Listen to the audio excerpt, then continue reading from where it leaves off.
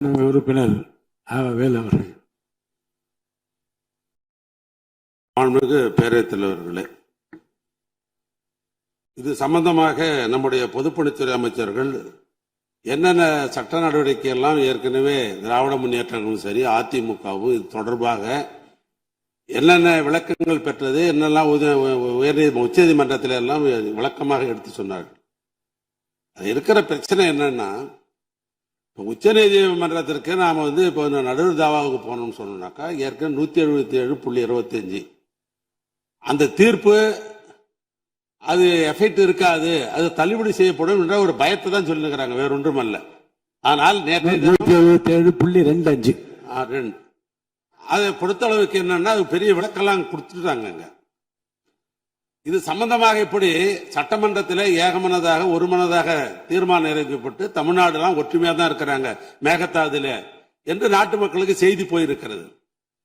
கர்நாடகத்தை அப்படிதான் செய்தி போயிருக்கிறது. இதுபடி சட்டமன்றத்தில் எதிரும் புதிருமாக இது சம்பந்தமாக நாம் தொடர்ந்து விவாதம் செய்து கொண்டிருந்தோம் என்று சொன்னால் தமிழ்நாடு இதிலே ஒற்றுமை இல்லை என்ற நிலை கர்நாடகத்துக்கு ஒரு பெரிய தைரியத்தை உருவாக்கிவிடும். இது சம்பந்தமாக ஏற்கனவே பலமுறை சொல்லியாச்சு.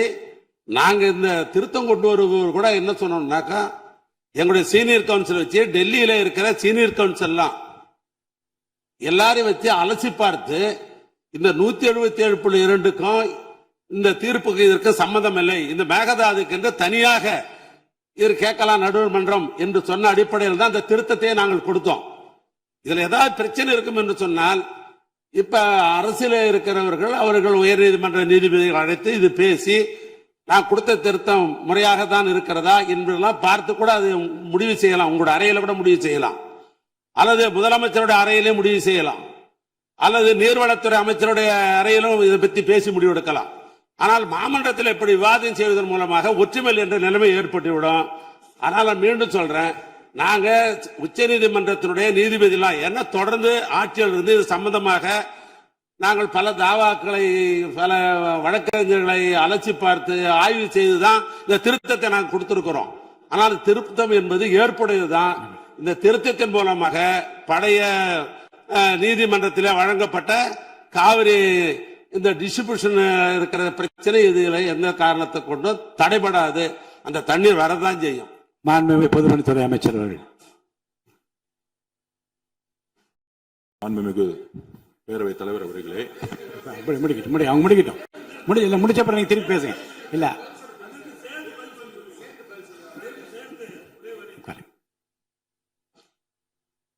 மாண்புமிகு பேரவைத் தலைவர்களே, இது ஒரு உணர்வுபூர்வமான பிரச்சனை. காவிரி நதிநீர் என்பது நம்ம தமிழ்நாட்டு மக்களுடைய உயிர்நாடி பிரச்சனை. அதனாலதான் இதை நான் மீண்டும் ஒரு தடவை வலியுறுத்தி பேசுறேன். ஏற்கனவே ஒவ்வொரு முறை பிரச்சனை வருகின்ற பொழுது அது எந்த அரசாங்கம் இருந்தாலும் சரி, திராவிட முன்னேற்ற கழகம் சரி, அதிமுக அரசாங்கம் சரி, அனைத்து கட்சி தலைவருடைய கூட்டத்தை கூட்டி ஆலோசனை நடைபெற்று அதுக்கு பிறகுதான் ஒரு முடிவு செஞ்சு சட்ட ரீதியாக நாம் நடவடிக்கை எடுத்த வரலாறு உண்டு. ஆனால் நடுவர் மன்றம் அமைக்கப்படும் என்ற ஒரு செய்தியை அனைத்து கட்சியுடைய தலைவர்களை அழைத்து பேசி சாதக பாதகங்களை தெரிந்து பிறகு அதில் இருக்கின்ற குறைபாடுகளை நீக்குவதற்கு முடிவு செய்திருந்தால் சரியாக இருந்திருக்கும். இப்படித்தான் கடந்த காலத்தில் இருந்தது. ஆனால் எதையுமே எடுத்துக்கொள்ளாமல் அவர்களாகவே இன்றைக்கு மாண்புமிகு முன்னாள் பொதுப்பணித்துறை அமைச்சர் சொன்னாங்க. அதுல எனக்கு என்ன அவருடைய ஆட்சி காலத்தில் என்ன செஞ்சாங்க எங்களுக்கு முழு விவரம் தெரியாது. இருந்தாலும் கடந்த காலத்துல நடுவர் மன்றம் கடந்த காலத்தில் இந்த காவிரி நதிநீர் பிரச்சனை வருகின்ற பொழுது, மேகதாது பிரச்சனை வருகின்ற பொழுது அது அதிமுக ஆட்சியும் சரி, திராவிட முன்னேற்ற கழக ஆட்சியும் சரி, இன்றைக்கு அனைத்து கட்சி தலைவருடைய கூட்டத்தை கூட்டி அவருடைய கருத்துக்கள் எல்லாம் கேட்டு அதற்கு பிறகு சட்ட வழக்கோடு கலந்து பேசி இதுதான் உச்சநீதிமன்றத்தில் வழக்கு தொடரப்பட்டு கிடைக்கப்பட்ட தீர்ப்பு. அது மட்டுமல்ல, 2018ஆம் ஆண்டு இறுதி தீர்ப்பு வழங்கப்பட்டு விட்டது. இன்றைக்கு உச்சநீதிமன்றம் பல ஆண்டுகளாக சட்ட போராட்டம் நடத்தி இறுதி தீர்ப்பை பெற்றுவிட்டோம். அந்த இறுதி தீர்ப்புல தெளிவா குறிப்பிட்டிருக்குது, கீழ்ப்படுகை மாநிலத்தினுடைய அனுமதி ஒப்புதல் இல்லாமல் மேல்படுகை மாநிலம் காவிரி ஆற்றின் குறுக்கே வருகின்ற தண்ணீரை தடுக்கவோ தேக்கவோ திருப்பவோ முடியாது என்று தெளிவுபடுத்தி விட்டார்கள். மீண்டும் நடுவர் மன்றம் ஒன்று அமைக்கின்ற பொழுது சட்ட சிக்கல் ஏற்படும் என்பதை சுட்டிக்காட்ட விரும்புகின்றேன். இது உணர்வுபூர்வமான பிரச்சனை. 20 மாவட்ட மக்களுக்கு தண்ணீர் வழங்கக்கூடிய நீர் காவிரி நீர், அது மட்டும் டெல்டா மாவட்டம் பாதுகாக்கப்பட வேண்டிய ஒரு சூழ்நிலை இருந்து கொண்டிருக்கின்ற காரணத்தினாலே இதை உணர்வுபூர்வமாக சிந்தித்து செயல்பட வேண்டும் என்று அவருடைய கவனத்திற்கு கொண்டு வருகிறேன். மாண்புமிகு பொதுப்பணித்துறை அமைச்சர்.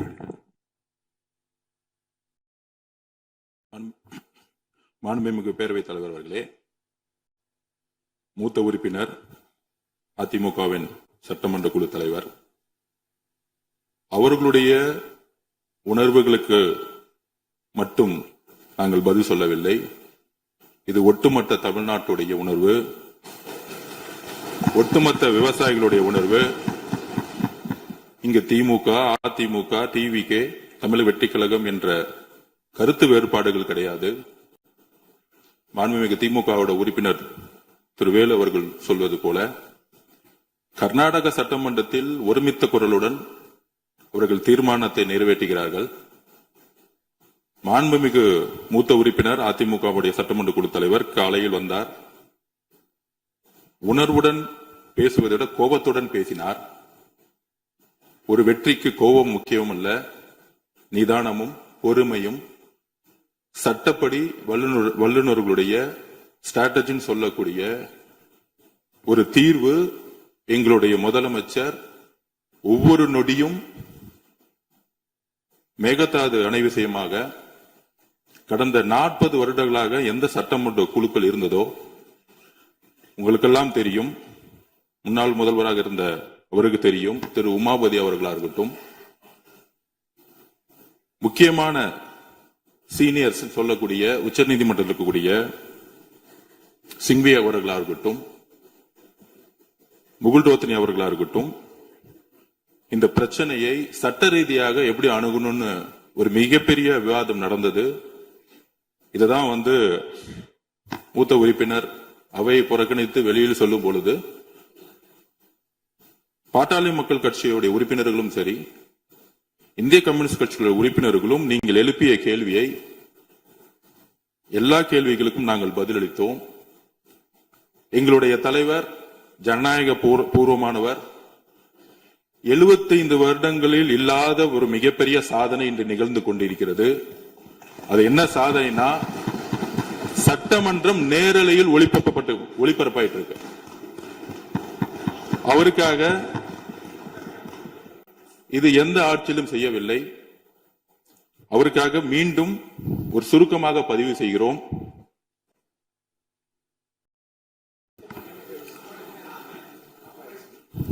இல்ல, அது முதல்ல டெக்னிக்கல் இஷ்யூஸ் இன்னைக்கு போயிட்டு இருக்கு, கரெக்டா போயிட்டு இருக்கு. மாண்புமிகு தமிழக முதல்வர்கள் 25/5/2026 அன்று உத்தரவிட்டத்தின் அடிப்படையில் தமிழ்நாடு அரசு சார்பாக புதுதில்லியில் உள்ள தேசிய பசுமை தீர்ப்பாயத்தின் முதன்மை அமர்வில் மேகதாது திட்டத்தை எதிர்த்து 27/5/2026 ஒரு மனு தாக்கல் செய்யப்பட்டுள்ளது. அதாவது மேகதாது அணை கட்டுறதா இருந்தா என்விரான்மெண்டல் சர்டிபிகேட் இல்லாம கட்ட முடியாது, சுற்றுச்சூழல் சர்டிபிகேட் எல்லாம் கட்ட முடியாது.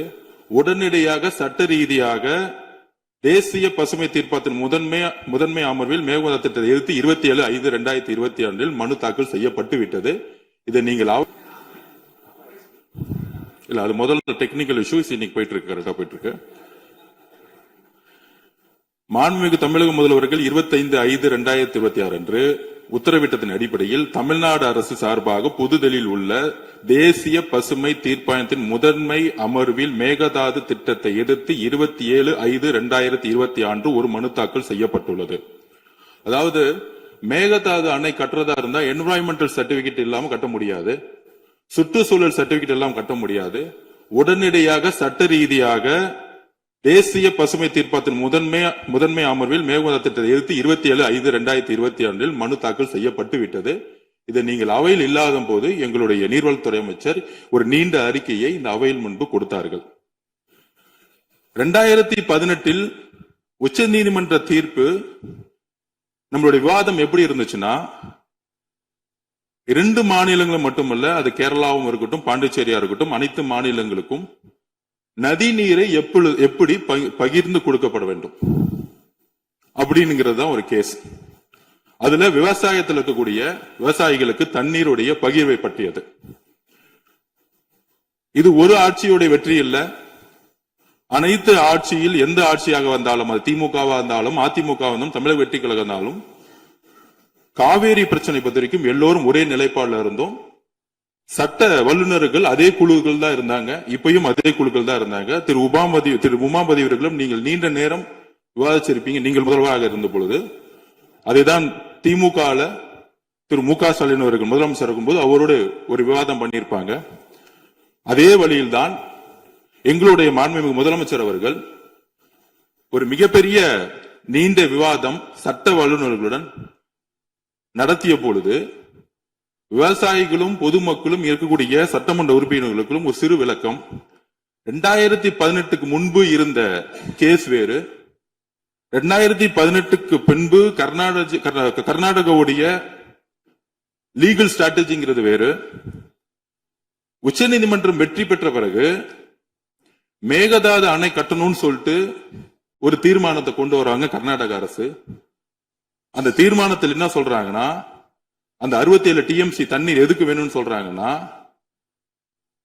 பெங்களூர்ல குடி தண்ணீருக்காக வேணும்னு சொல்லிட்டு ஒரு புதுசா ஒரு விஷயத்தை கொண்டு வராங்க. அப்ப